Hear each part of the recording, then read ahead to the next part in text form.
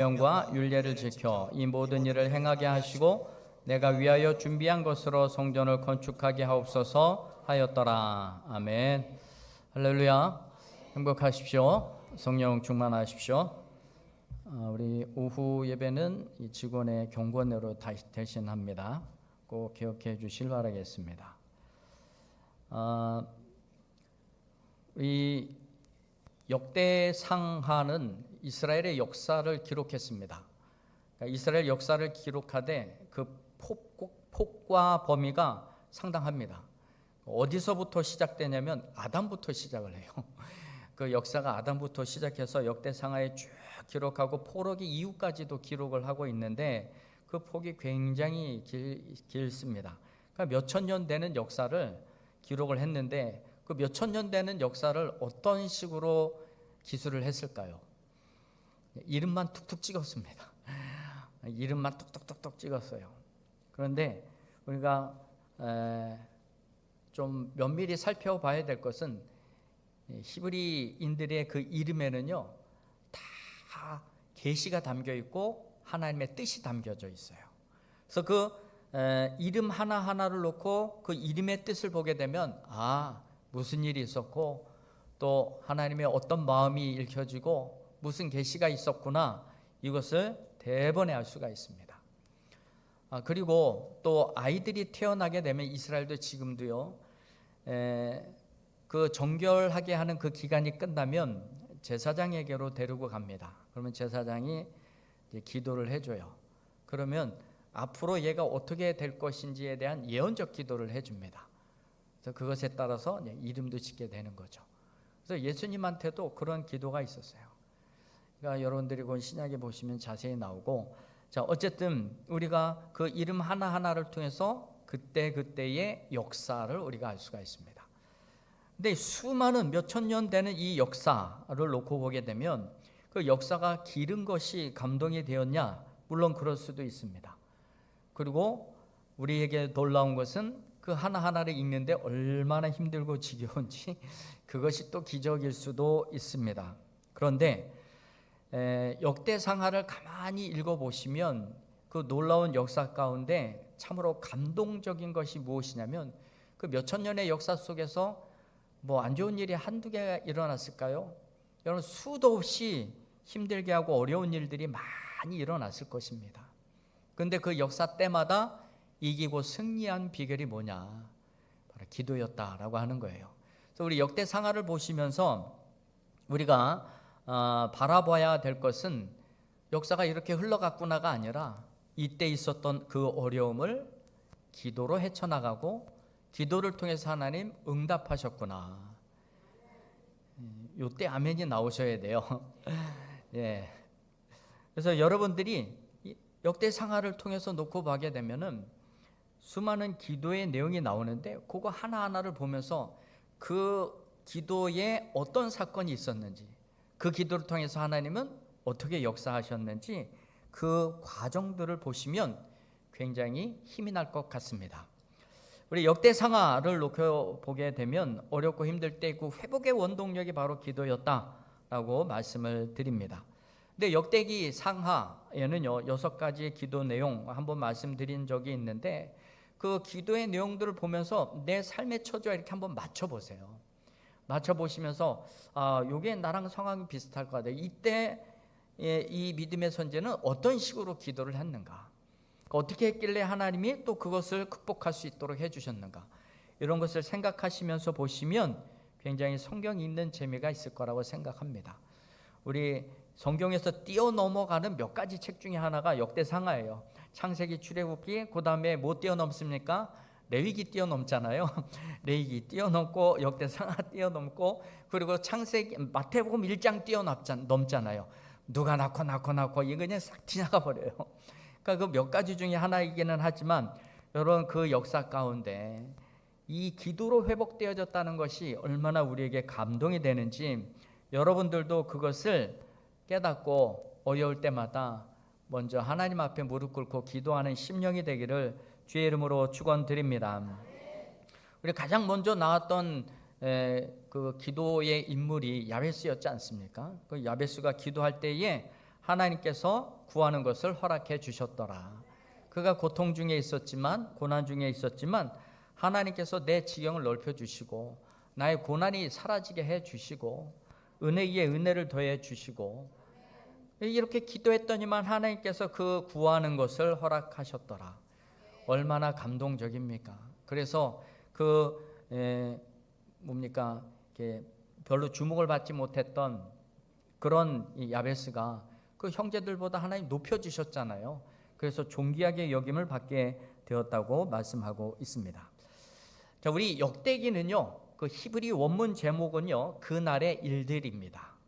그리고 그날의 사건들, 그러니까 이름 하나하나지만 그날의 사건들이 무엇이냐라고 하는 것을 말해주고 있는 거죠. 그날의 사건들, 그날의 일들, 그러면 그날에 있었던 그 사건을 어떻게 해결했느냐? 기도로 해결했다. 여러분, 지금 이날 오늘 당하고 있고 겪고 있는 사건, 어려움, 요즘 여러분들이 경험하고 있는 사건, 어려움, 그런 게 혹시 있나요? 그럼 여러분 기도하십시오. 기도하셔서 하나님이 그것을 어떻게 전화위복시키시고 어떻게 터닝 포인트로 삼으시고 어떻게 그 인생을 복되게 하시는지 기대하시면서 기도하시라는 것입니다. 기도한 그날, 어떤 어려움이 있었던 그날에 기도했더니 하나님께서 역사하시던 날이었다. 간증할 수 있게 되기를 주의 이름으로 축원드립니다. 오늘 본문 말씀은요, 다윗의 기도예요. 우리 야베스의 기도가 처음이었고, 그리고 역대상, 역대하까지 가게 되면 6가지의 기도가 기록되어 있는데, 오늘 읽었던 본문 말씀은요, 역대기에서 등장하고 있는 3번째 기도의 내용입니다. 다윗은 무엇을 놓고 무엇을 기도했는가라고 하는 것입니다. 핵심적으로 말씀드리자면, 이제 다윗의 인생 말년에 그가 하려고 했었던 성전 재건이 아니라 성전을 짓고자 하는 그 마음을 본인이 하지 못했어요. 그래서 이제 그 아들 솔로몬의 손을 통해서 하게 될 테니까, 얘가 조금 띨띨해. 솔로몬이 띨띨하다 그러니까 좀 이상하게 생각하실지 모르겠지만, 얘가 좀 미련마저. 그러니까 옆에서 잘 도와줘야 돼. 그래서 할 수 있도록 해줘야 되니까 솔로몬 잘 도와서 멋진 성전 우리 한번 봉헌해 봅시다. 그런 마음으로 성도들을 권면하면서 기도하는 내용인 것입니다. 우리가 공동체적으로 함께 협력해서 재건해야 될 내용이 무엇이냐 놓고 했을 때, 우리가 그래도 그 문제 놓고 함께 기도하는 것이 어떻겠느냐, 이런 방향으로 흘러가야 된다는 것이죠. 그것을 권면하고 있고 또 기도하고 있는 것을 볼 수가 있습니다. 오늘 본문 말씀의 시작은 28장 1절에서부터 시작이 됩니다. 다윗이요, 이스라엘 모든 고관들 곧 각 지파의 어른과 왕을 섬기는 반장들과 천부장들과 백부장들과 및 왕과 왕자의 모든 소유와 가축의 감독과 내시와 장사와 모든 용사를 예루살렘으로 소집하고, 그냥 싹 다 긁어 모은 것입니다. 좀 힘 좀 쓸 줄 알고 또 영향력 있고 또 정치에 좀 관여하고 이런 사람들을 싹 다 모은 것입니다. 모아서 내 아들 솔로몬 그들을 너희들의 아들로 삼고 또 그를 도와줬으면 좋겠다. 그래서 그의 손을 통하여서 성전이 지어질 수 있도록 도와주었으면 좋겠다. 그런 얘기를 하는 것이에요. 지금 우리가 읽었던 그 말씀 가운데 28장 19절 말씀입니다. 28장 19절 이런 말씀이 기록되어 있습니다. 이 성전을 그럼 어떻게 짓느냐에 대한 궁금증도 있을 거 아니에요. 그러면 이 다윗이 받은 게 있어요. 하나님의 손에 의해서 받은 게, 그것을 이야기해 줍니다. 다윗이 이르되 여호와의 손이 내게 임하여 이 모든 일의 설계를 그려 나에게 알려주셨느니라. 이렇게 알려줬으니까 20절, 또 그의 아들 솔로몬에게 이르되 너는 강하고 담대하게 하여 이 일을 행하라. 두려워하지 말며 놀라지 말라. 내가 여호와의 성전 공사의 모든 일을 마치기까지 여호와 하나님 나의 하나님이 너와 함께 계시사 내게서 떠나지 아니하시고 너를 버리지 아니하시리라. 그러니까 모든 방백들을 다 모아놓고 우리 솔로몬 좀 잘 좀 도와주세요. 그리고 그가 강하고 담대하게 할 수 있도록 도와주세요. 어려운 거 하나도 없습니다. 하나님 앞에 성전을 드릴 모든 점을 다 준비해 두었어요. 그리고 설계도까지 다 마련했어요. 그러니 어려워하지 마시고 제발 우리 아들 솔로몬의 지도를 잘 따라서 해주시면 좋겠습니다. 그 당부를 하고 있는 거예요. 그러면서 지금 다윗이 또 방백들에게만 할 뿐만이 아니라 솔로몬에게도 야, 너 도울 사람 많으니까 두려워하지 마. 특별히 하나님이 너와 함께 할 거야. 두려워하지 말고 일을 감당해야 돼. 이런 권면의 말씀을 주고 있는 것입니다. 자, 다윗이 그 성전의 설계도를 받을 때 여호와의 손이 내게 임하여. 그러니까 이게 무슨 뜻이냐면 하나님의 손이 내게 포개해졌다는 거예요. 포개져서 나의 손을 잡고 막 그리게 하신 거예요. 나는 이렇게 그리고 싶은데 아니야 녀석아 이렇게 그려야 돼. 그러면서 하나님의 손이 내 손에 포개어져서 나를 하나님의 생각과 뜻대로 순종하여 그리게 만든 겁니다. 여러분 우리 기도하고 하나님의 뜻에 맞춰 살 때는 하나님이 내 손 위에 하나님의 손을 다 얹어 놓습니다. 내가 함께 할게. 걱정 마라. 염려하지 말아라. 얼마나 힘이 닿아요. 제가 요즘 별거 아닌데도 그 지인들한테 인사받고 위로받고 그럴 때요, 그냥 하는 것보다 두 손 꼭 잡아주면서 김 목사 힘들지, 힘내, 기도하고 있어. 이게 별거 아닌데요, 두 손 딱 잡아주니까 힘이 빡 들어오더라고요. 여러분 하나님의 손이 딱 나를 잡아서 이끌어 가시는데 얼마나 힘이 빡 들어가겠어요. 네. 그러니까 이 하나님이 너와 함께 할 테니까 솔로몬에게 두려워하지 말고 걱정하지 말고 이 일을 이루어 가라, 그렇게 말씀하고 계십니다. 그래서 29장의 내용은요, 성전 준비, 건축할 준비 다 됐다. 그러니까 너희들은 힘을 다하여서 이 일을 이루어 가라 라고 말씀하십니다. 2절의 말씀을 보면 내가 이미 29장 2절입니다. 내가 이미 내 하나님의 성전을 위하여 힘을 다하여 준비하였나니 곧 기구를 만들 금과 은과 녹과 철과 나무와 또 만호와 가공할 검은 보석과 채석과 다른 모든 보석과 옥돌이 매우 많으며 성전을 위하여 준비한 이 모든 것 외에도 내 마음이 내 하나님 성전을 사모함으로 내가 사유한 금으로 내 하나님의 성전을 위하여 드렸노니. 이 백성들을 통하여서 여러 전쟁을 통하여서 그 전리품으로 얻은 것뿐만이 아니라 내가 사유한 금은 다윗의 개인 재산까지 다 털어 놓은 것입니다. 그러면서 다윗은 이 성전 건축에 누구나 참여해라 라고 말씀하고 있습니다. 그게 5절 말씀인데요, 금, 은 그릇을 만들며 장인의 손으로 하는 모든 일에 쓰게 하였노니 오늘 누가 즐거이 손에 채워 여호와께 드리겠느냐 하는지라. 그랬더니 6절에 이에 모든 가문의 지도자들과 이스라엘 모든 지파의 지도자들과 천부장과 백부장과 왕의 사무관이 다 즐거이 드리되 함께 참여하게 한 겁니다. 공동체가 참여해서 성전을 짓게 한 것입니다. 여러분 중요한 단어가 있습니다. 마음이에요. 마음을 다해요. 형식이 아닙니다. 마음을 다해요. 오늘 오전에도 말씀드렸던 것처럼 회개도 형식이 아닙니다. 가슴을 찢어내고 마음을 찢어내야 되는 것이 진정한 회개인 것입니다. 9절의 말씀을 보면 백성까지 다 동원이 돼요. 한 사람도 빠짐없이 모든 사람들이 다 동원되게 됩니다.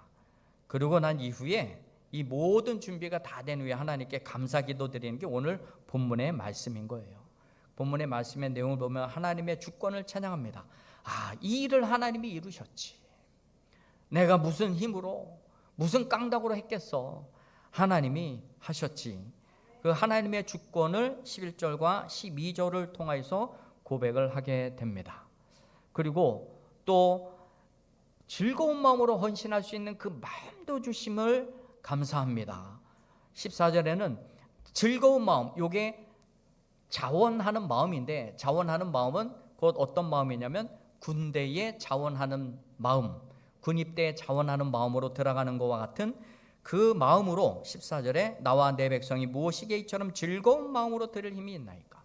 당시에 전쟁에 참여하는 방식은요, 안 나가도 돼요. 우리처럼 징집제도가 아니라 내가 전쟁에 참여하고 싶으면 내가 내 재산을 다 팔아서 투구도 사고 칼도 사고 방패도 사고 화살도 사고 그리고 전쟁에 참여합니다. 그러면 재산을 다 팔아갖고 나를 보호할 보호 장비를 다 전신갑주를 입고 나갔기 때문에 집에 재산이 없을 수도 있어요. 근데 전쟁에 참여해서 승리하잖아요. 이기잖아요. 그럼 전리품을 다 나눠 갖고 옵니다. 그럼 부자가 되는 겁니다. 그럼 전쟁에 자원해서 나가는 사람들은 어떤 마음이에요? 꼭 이기겠다고 하는 마음을 가지고 나갈 것 아니겠습니까? 여기서 지면 내 재산도 지금 다 털어갖고 왔는데 나도 죽고 아무것도 얻어질 수 있는 것이 없는 거예요. 그러니까 지금 이렇게 해서 딱 나갔는데 하나님이 선포하시는 거예요. 이 전쟁은 나에게 있느니라. 얼마나 든든하겠어요. 야, 이거 전쟁에 참여한 거 너무 잘 됐다. 그래서 전리품 다 가지고 와요. 얼마나 좋아요. 하나님은 전쟁을 통해서도 축복을 주십니다. 할렐루야. 이 복을 여러분들도 누릴 수 있게 되기를 소망합니다. 그러니까 즐거운 마음으로 모든 것을 다 해야 될 것을 말씀하고 있습니다. 그래서 이 공동체적으로 참여하는 모든 프로젝트에 온 세대가 다 참여하고 있는 것이 됨을 볼 수가 있어요. 여러분, 다윗 혼자 하는 것 아닙니다. 모든 사람이 다 참여했지만 거기에 하나님의 역사가 더해졌던 것입니다. 여러분, 솔로몬에게 했었던 얘기 중에 29장 1절의 말씀을 보면 다윗 왕이 온 회중에게 이르되 내 아들 솔로몬이 유일하게 하나님께서 택하신 바 되었으나 아직 어리고 미숙하며 이 공사는 크도다. 이 성전은 사람을 위한 것이 아니요 여호와 하나님을 위한 것이라. 솔로몬이 아직 미숙하고 어리석다는 거예요. 근데 이런 솔로몬이 어떻게 할 수 있을까? 걱정 말아라. 하나님을 위한 것이기 때문에 하나님이 반드시 이루어 주실 것이다. 여러분, 하나님이 함께 하시고 도와주시면 이 모든 것을 협력하여 선을 이루어 반드시 승리케 하실 줄 믿습니다. 그래서 여러분 한 분 한 분의 기도의 힘이 우리 전체의 힘이 되는 거예요. 그러니까 이 기도의 힘을 여러분들이 다 모아주시고 교회가 더욱더 부흥하고 나갈 수 있도록 기도의 헌신을 잘 감당해 주실 수 있기를 주의